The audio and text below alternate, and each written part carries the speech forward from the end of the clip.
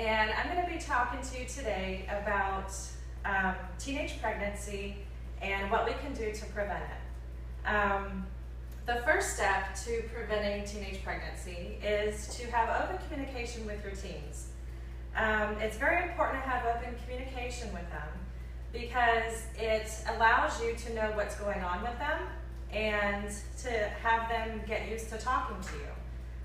If you don't know what's going on with them, then you don't know where they're at and what they're doing. It's important to start early talking openly with your kids. By doing this, they get used to talking to you, and you start at an early age. And the more they talk to you, the more that you'll get comfortable with it, the more that they'll get comfortable with it. It's very challenging at first to talk to your kids. It can be uncomfortable, honestly, because I talk openly with my kids, and it is very uncomfortable to begin with. It's been known that studies have shown that in the first 2 years of life, girls and boys learn about self-stimulation. And so it's important to not discourage this, and it's important to not make them feel negatively about it, because it can lead to problems in the future with a marriage or a future relationship where they have sexual issues. And we definitely don't want that to happen. We want them to have a healthy sexuality. Some of you might be thinking, I don't know if I can talk to my teens. I don't know if I can do that. Is teenage pregnancy really an issue? Let me give you just a little bit of statistical information to show what the rates are, what the statistics are. Most teenage pregnancies occur between the ages of 15 and 19. The peak of teenage pregnancies was in 1970. In 2010, the teenage pregnancies was 367,752, which may not seem a lot, but it's still a lot for teenage pregnancies. And that was actually 10% less than the prior year in 2009, which was 409,802. So each year it seems to improve, but I think that it needs to continue improving and getting better.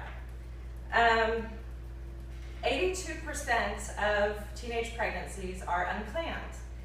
And I think the reason for this is the lack of education and educating our children as far as different birth control options, or even because of not having communication with our kids. The real reason why we should want to talk to our kids and prevent teenage pregnancy is the effects that it has on our teens. They could have medical complications. They could have emotional stress and depression. They could be worried about their future. What's going to happen to them? What's going to happen to their baby? Delayed education.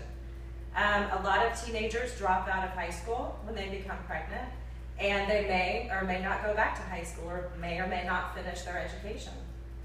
A lot of teens turn to smoking and drugs when it comes to being pregnant and they're depressed. They can turn to drugs and smoking and a lot of other unhealthy things. And one of the most important, I think, is if they do follow through with the pregnancy, is the neglect of the baby. A lot of teens are not mature or emotionally stable enough to be able to raise their child and give them the attention and the love that they actually need. You might be thinking, what do we do? How do we prevent this? To prevent teenage pregnancy, I think it's important there's two main points, education and birth control.